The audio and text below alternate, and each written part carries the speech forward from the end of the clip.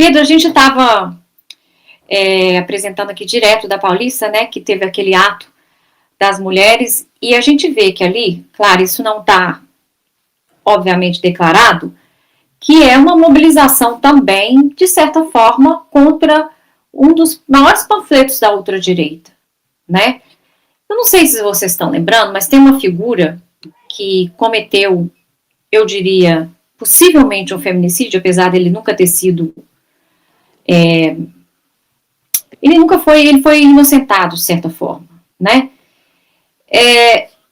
Em 2020, uma modelo chamada Priscila Delgado Bairros, ela tinha 27 anos, ela foi encontrada morta a tiros, só que com vários tiros. Então, o hoje deputado e aquele momento delegado de polícia Paulo Bilinski, né, ele foi também aparentemente encontrado baleado com vários tiros. A versão que ele deu para a polícia foi de que ele tinha sido, um homem enorme, ela uma menina pequena, foi vítima de tentativa de homicídio e que depois ela mesma se matou. Estranho alguém ter se matado com vários tiros letais, né? É uma história um pouco difícil de engolir. Ele foi inocentado, né? Assim, não chegou a ter um inquérito realmente.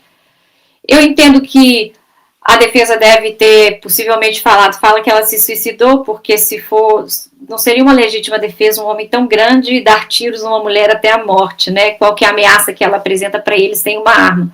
E parece que a ultradireita, eu não sei, eu vi aí nessa manifestação, Pedro, talvez uma forma de congregar as forças sem necessariamente a marca de um partido político. Você compartilha dessa ideia ou você acha que não?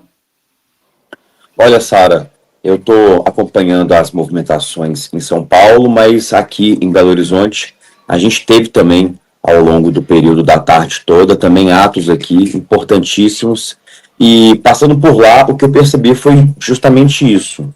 Um ato que ele não teve partido, né, que muitas vezes não teve até uma ideologia política. Então acho que os atos por todo o Brasil tiveram esse caráter realmente da causa, e por isso que eu acho que é muito interessante, porque quando a gente abre muito esse leque, né, para que as pessoas possam ir para as ruas, possam se manifestar, mas sem necessariamente você ter algum partido por trás, eu acho que isso é muito importante também. A gente consegue, né, trazer mais gente quando a gente abre os caminhos, né? Da mesma forma, quando a gente faz as coligações partidárias para poder fazer a frente ampla, né? Então, assim, acho que é um movimento importante que foi feito hoje.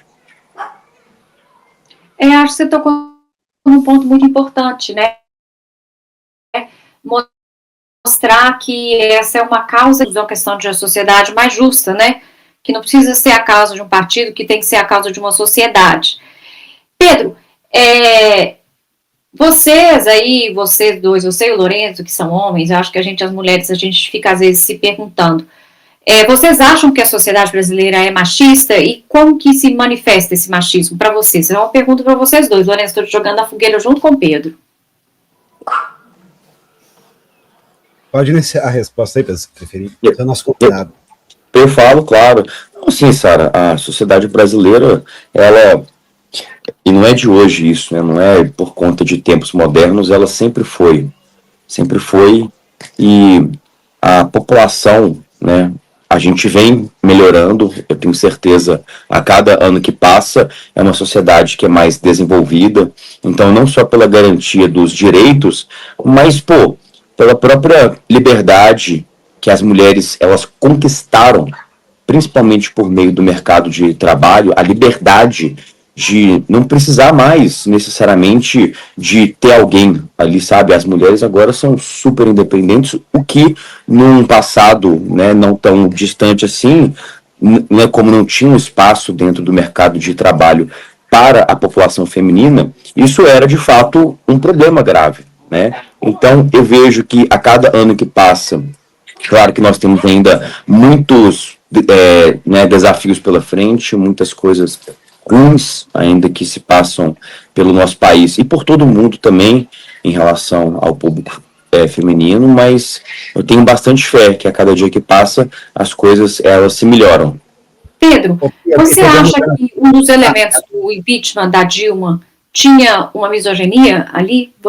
Ou você acha que não era difícil? Cara, com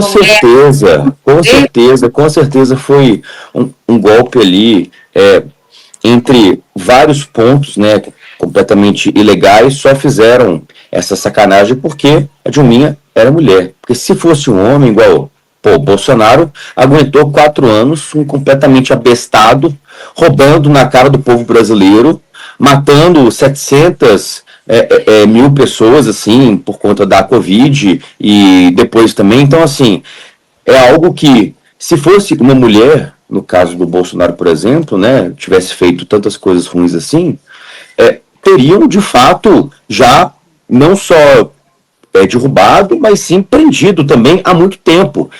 E parece, e não só parece como de fato, que o golpe ele foi também um golpe pela Dilma ser mulher. Isso eu não tenho dúvida nenhuma disso.